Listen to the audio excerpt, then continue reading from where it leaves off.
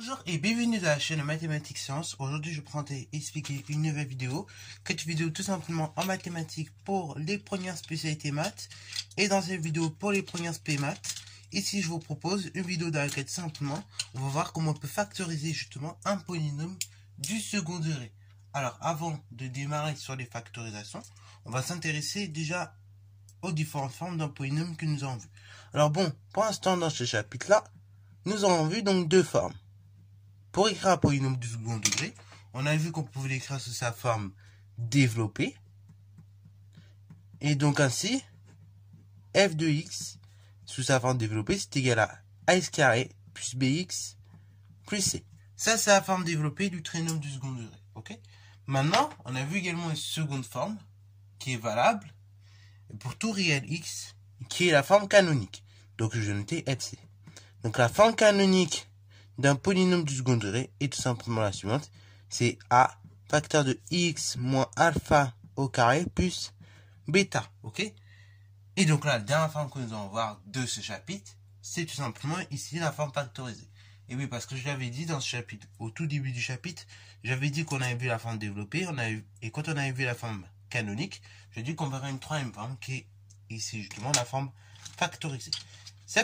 Ces trois formes-là, vous verrez donc à l'issue d'une autre vidéo que je vais tourner un peu plus tard dans la semaine et que je rentrerai un peu plus tard dans la semaine, que ces trois formes-là, elles auront chacune leur spécificité. Et dans chacun des cas, vous verrez qu'elles vont nous aider, ok, à faire diverses résolutions, par exemple d'équations la plupart du temps. Alors, donc ça c'est pour des rappels. Maintenant, donc on va tout simplement voir comment on peut factoriser un polynôme du second degré. Et en fait, de même que la résolution d'une équation du second degré ne dépend que d'un seul paramètre, c'est-à-dire de delta, et ben là, ici, la factorisation au nombre d'un polynôme du second degré, parce qu'on va voir, il y a des cas où on ne peut pas factoriser, malheureusement. Autant, on pouvait toujours écrire une fonction f sous sa forme développée, on pouvait toujours écrire une fonction f sur sa forme canonique, mais autant, pour la factorisation, on ne peut pas toujours factoriser. Parce que justement, ici, ça va dépendre seulement de delta. Ok, delta, le discriminant, que je vous rappelle qu'on calcule en faisant b carré moins 4ac, et ben son signe va nous donner, ou pas, une forme factorisée. Ok, donc déjà, première des choses, on va dire soit delta, donc delta c'est discriminant, tout simplement de notre fonction f, qui s'écrit donc sur la forme suivante, qui s'écrit sur la forme ax carré plus bx plus c, avec, je le rappelle, a, b et c, trois réels. Et bien justement, dans ce cas-là, lorsqu'on a une fonction f comme ceci, et qu'on calcule le discriminant, on va se retrouver dans trois cas. Enfin, on peut se retrouver dans un des trois cas. Premier cas, si delta est positif. Si delta est positif, on avait vu que, du coup, dans le cas, quand on résolvait l'équation ax carré plus bx plus c égale à 0, et ben si delta était positif, on avait vu qu'on avait deux solutions. Et ben là, de même, en fait, tout simplement, et ben, on va tout simplement se servir des résultats de la résolution de l'équation pour en déduire la forme factorisée. Parce qu'en effet, si delta est strictement positif, f s'écrit, donc de la façon suivante, ça s'écrit sous la forme f de x égale à facteur de x moins x1, facteur de x moins x2. Avec, je le rappelle, x1 et x2, ben justement les racines de notre fonction f ou du trinôme. Donc ça, x1 et x2, ça sort pas de nulle part, ce sont les racines.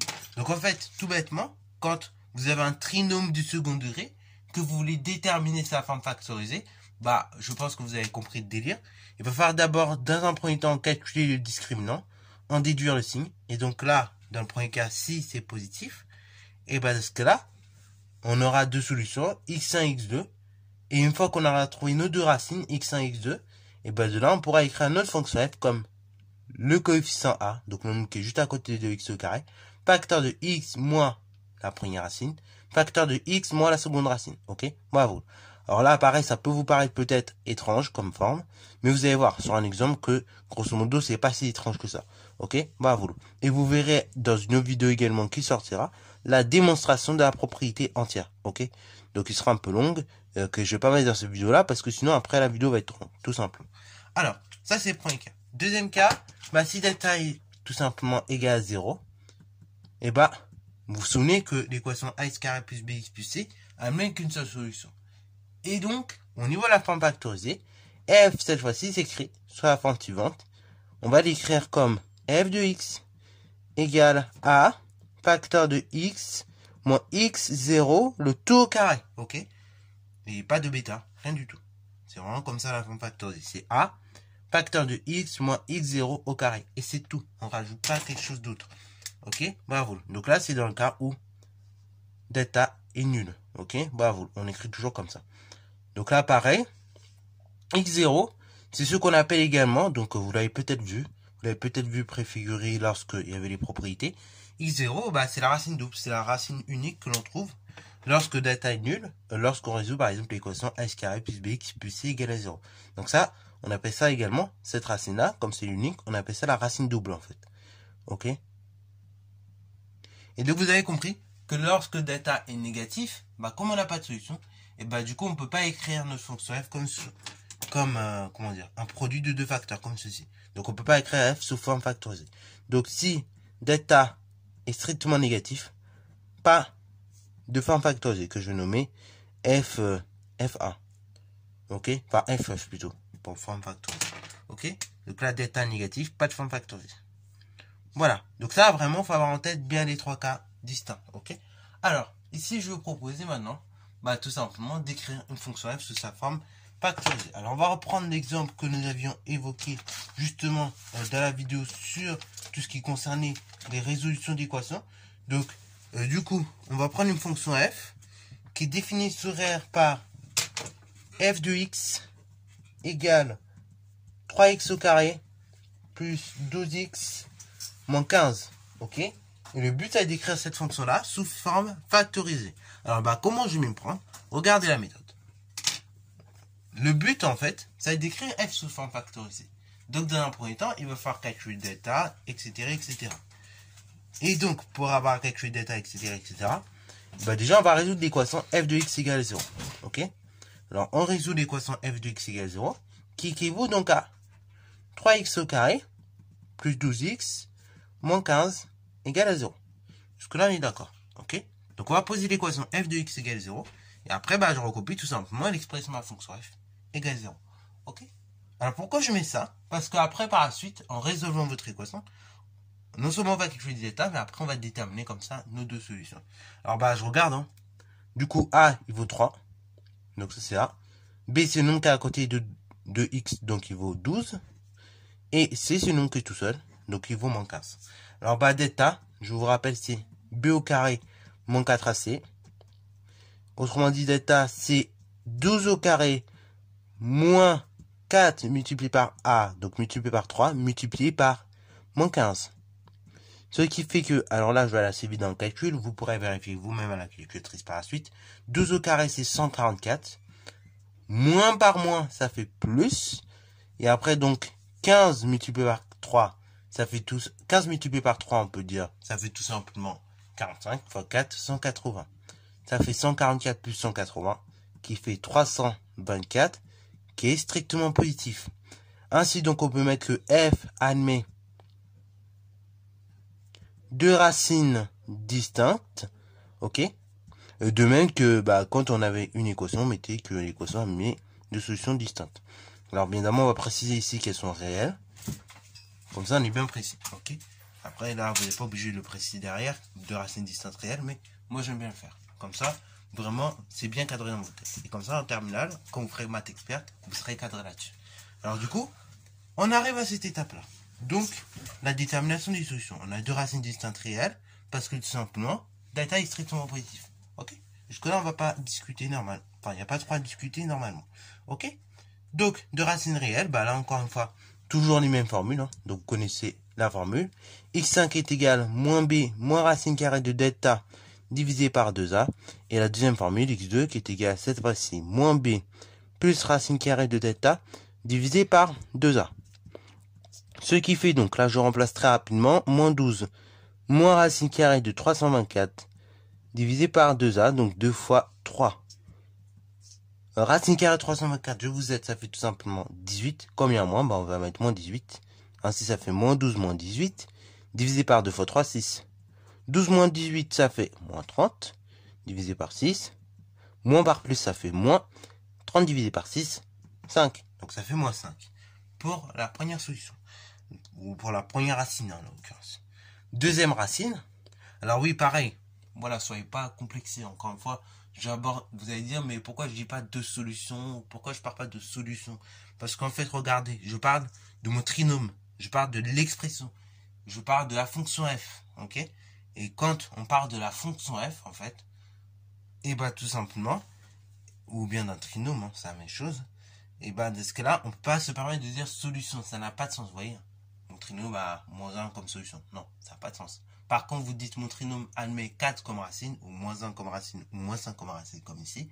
Ça a plus de sens, ok?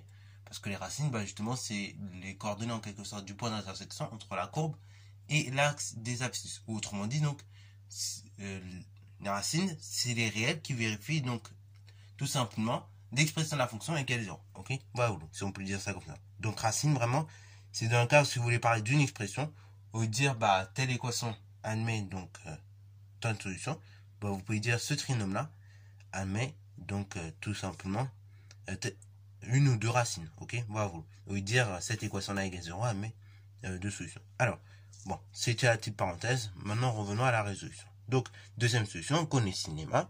Donc, ça sera l'opposé de 12, hein, c'est toujours moins b, donc ça sera moins 12. Cette fois-ci, plus racine carrée de 324, divisé par 2a, donc 2 fois 3. Ça fait donc moins 12, cette fois-ci plus 18, attention, divisé par 2 fois 3, 6. Ça fait donc 6 divisé par 6, ce qui fait 1. Voilà, donc là, j'obtiens mes deux racines. J'ai moins 5 d'une part, et j'ai 1 d'autre part. Maintenant, regardez comment je vais présenter mon résultat. Alors, normalement, on écrit ça à la suite. Là, comme je n'ai pas vraiment de place, exceptionnellement, je vais écrire ça à côté. Mais normalement, prenez bien l'habitude d'écrire à la suite, ok? Là, c'est juste pour vous expliquer la chose. Donc, j'écris à la suite. Enfin, j'écris juste à côté, ok? Bravo. Donc, on va faire un trait comme ça. Voilà. Alors, maintenant, regardez comment je vais présenter le résultat. Donc, pour tout réel x, on pose la formule. Ok? Pour tout réel x, on rappelle que f de x égale à facteur de x moins x1, facteur de x moins x2, parce que delta est strictement positif. Ça, on l'a vu. Comme delta était strictement positif, on avait deux racines. Et donc, notre polynôme, on va l'écrire de cette façon-là. Donc, pour tout réel x, f de x égale à facteur de x moins x1, facteur de x moins x2. D'où f de x, qui est égal tout simplement, alors a, il vaut combien? Bah, regardez, il vaut 3. Donc, a, il vaut 3. Facteur de x moins la première racine. Donc, ça fait x moins 5. Autrement dit, x plus 5. Facteur de x moins x2. Donc, la deuxième racine, c'est 1. Donc, ce sera tout simplement moins 1. Et on ferme la parenthèse. Alors là, en général, on aime bien permuter. Les profs de maths, on aime bien avoir le plus petit en premier, le plus grand en second. Donc là, comme c'est un produit, on peut se permettre de permuter. Ainsi, ça fait f de x qui est égal à 3, facteur de x moins 1, facteur de x plus 5. Voilà, bon, là c'est un petit détail technique. Vous n'êtes pas obligé de permuter comme je l'ai fait. Si vous arrivez déjà ici, c'est largement très bien, vous avez tous les points. Ok, si vous permutez, bon, tant mieux. Voilà, c'est juste une façon de présenter le résultat. Donc voilà, donc vous avez un petit peu la démarche qu'il faut faire, qu'il faut adopter lorsque vous allez devoir écrire une expression sous forme factorisée. Donc il va falloir vraiment passer par la résolution d'une équation. Et de ce fait, après résolution d'équation, donc on s'aperçoit au moment que delta est positif, delta est négatif, etc. etc. On en déduit du coup le nombre de racines. Et après, de ce fait, on en déduit ou pas la présence d'une forme factorisée ou pas. Ok, bravo. Si delta aurait été négatif, on aurait dit que f admet aucune racine réelle. Et donc, pour tout réel x, f n'a pas de forme factorisée. Ok, si on n'aurait qu'une seule racine, on aurait fait exactement la même rédaction, sauf qu'on aurait fait avec une seule racine. Et on aurait présenté le résultat de la même façon. Ok, bravo. Donc ne vous inquiétez pas, vous aurez une autre vidéo dans laquelle on va tout simplement s'entraîner pareil à faire ça plusieurs fois. Ok, au moins 3 fois pour vraiment que vous puissiez bien manier tous les cas. Voilà. Donc, sur ce, c'est la fin de cette vidéo. J'espère que ça t'a plu. Si c'est le cas, n'hésitez pas à la liker, commenter et bonne à toi en mathématiques et en sciences.